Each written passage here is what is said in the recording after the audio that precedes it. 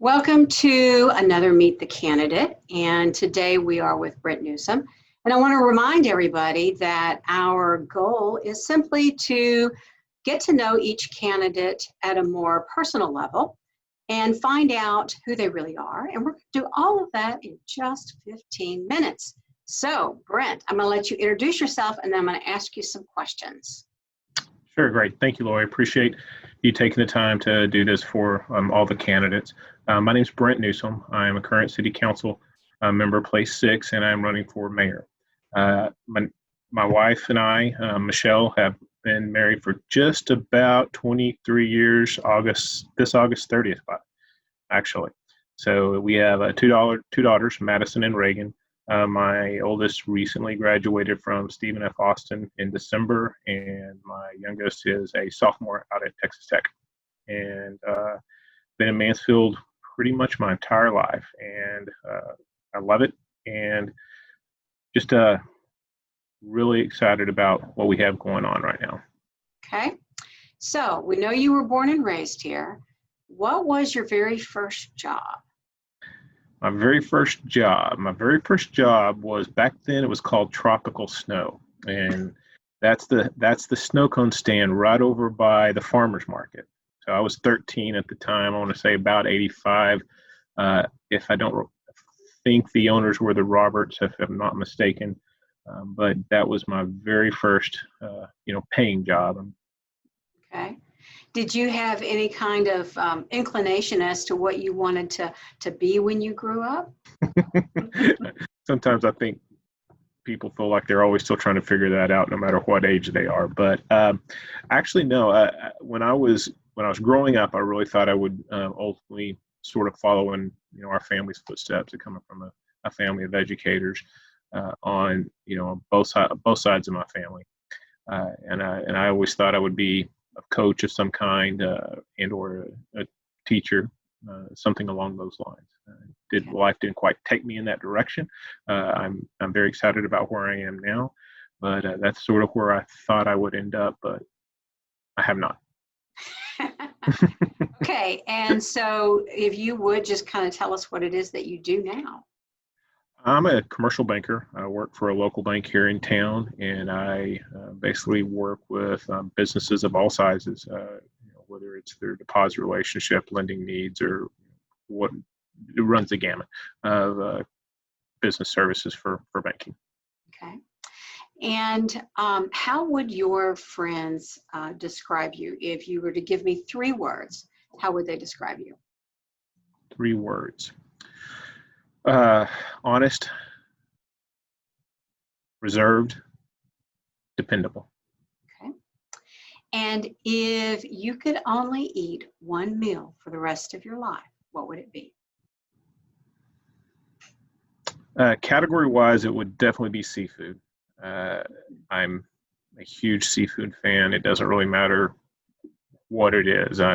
Even if I've never had it, I'm willing to try it. I would have to say, I'm going to have to narrow. I'll give you 2. It's either going to be halibut or scallops. Okay. Those are my 2 favorites. So you mentioned school. What was your favorite subject in school? History, by far. Why? I just always enjoyed the idea of understanding, where we are today and what has got us to the places we find ourselves in. I was a history major, political science minor, in college, and it was one of those things where I always found it fascinating how those 2 were interchangeable and intertwined to some extent, and that was always interesting to me. Whether you're going all the way back to the Middle Ages and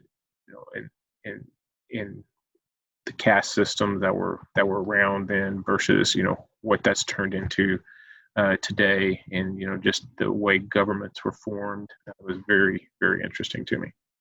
Okay. Who is your personal hero? Definitely my dad. He was always and still is somebody that I really looked up to. So I just always being around him and understanding how he went about his life and the respect that he had for, how he dealt with people and situations. So for sure, yeah. Okay. How do you think the world is going to change in 10 years? Golly, 10 years. I would hope it's considerably more civil than it is today. I don't know that that's going to be the case as we continue to, the world becomes more globally impactful in our lives. And a lot of that has to do with the advancement and free flow of media and information that we used to not have, access to. And having everybody to be able to breathe with regards to all the information that they get on a regular basis, and because sometimes it can be overwhelming, to you personally, to everyone mentally, and it's one of those things where I hope that's where we go. At this point, I'm not overly confident now, but I think as we continue our engagement on a world level, that we're going to have to pay more attention, to unfortunately what it all is happening in other countries and not only just ours. So how do you recharge your batteries? Usually I'll just, sometime during the evening when everything, I'll just, sit down, sort of mind numb in front of the TV, watch a show of some kind. Nothing in particular right now, but just, something that it just sort of helps me, disconnect, in that fashion. Okay. 2 pet peeves. 2 pet peeves.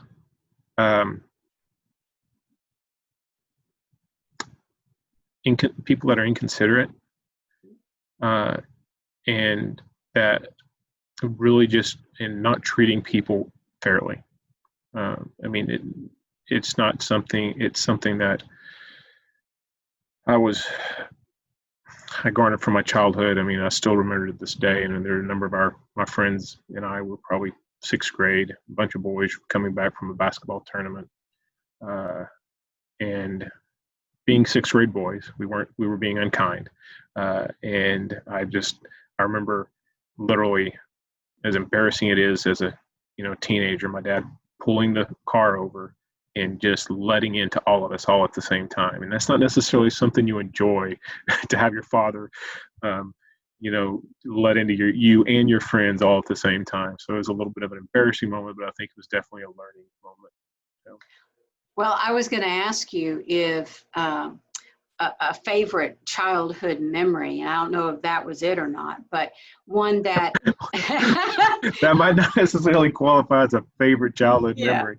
Well, it definitely qualifies as one that stands out. Okay. Sure. Okay, but I'm looking for a memory that somehow impacted you throughout your life. So something that happened when you were growing up, a memory that just really resonated with you that impacts you today.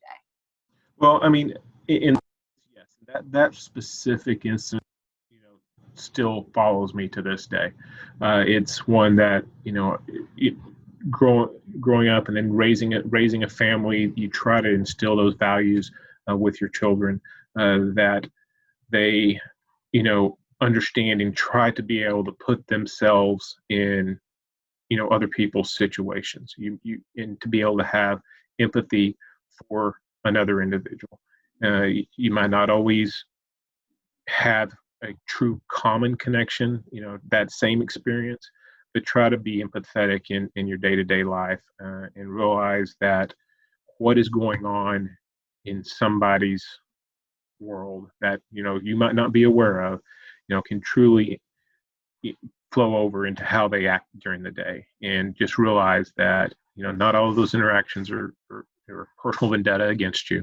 And just realize that it's something that you just got to realize that, hey, it's something that you need to understand, empathize with, and just try to be kind and considerate to that person that you're interacting with. Okay. So a few little smaller questions here. What makes Sure. you laugh the most? Um, Kids and dogs.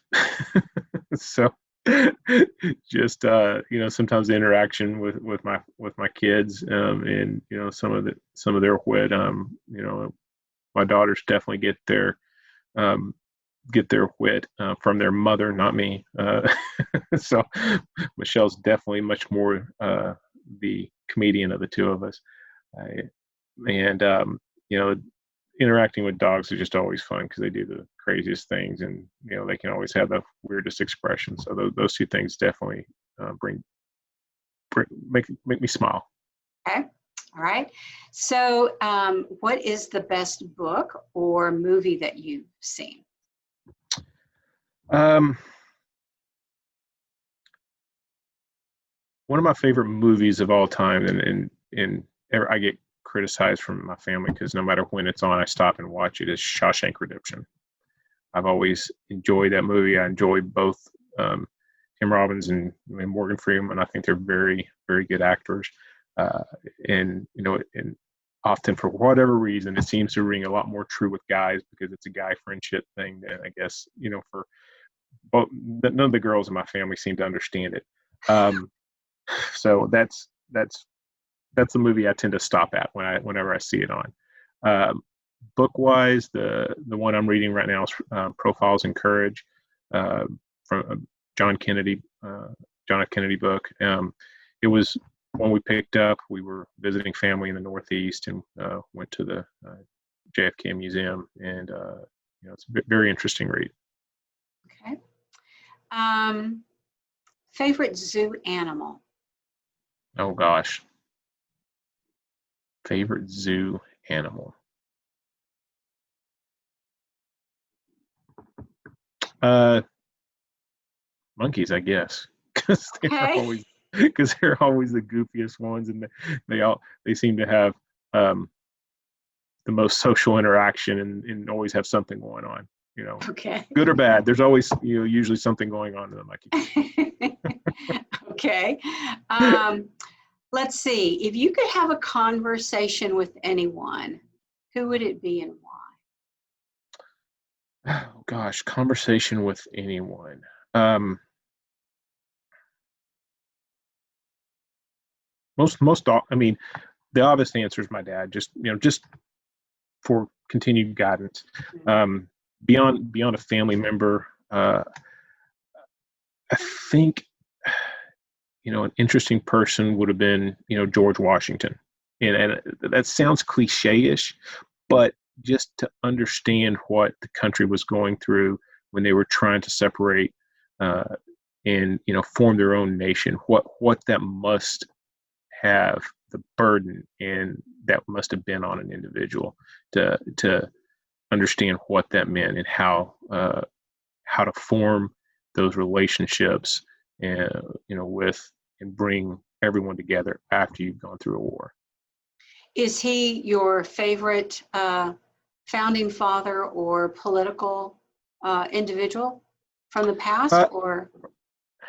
I don't know that he's necessarily my favorite, Mhm. but I think he sort of set the stage for what that being a president is about, and that's good or bad, no matter what somebody's history is, just understanding what that individual had to undertake at a start, basically a startup of a country. I think that would be a very interesting conversation. Okay.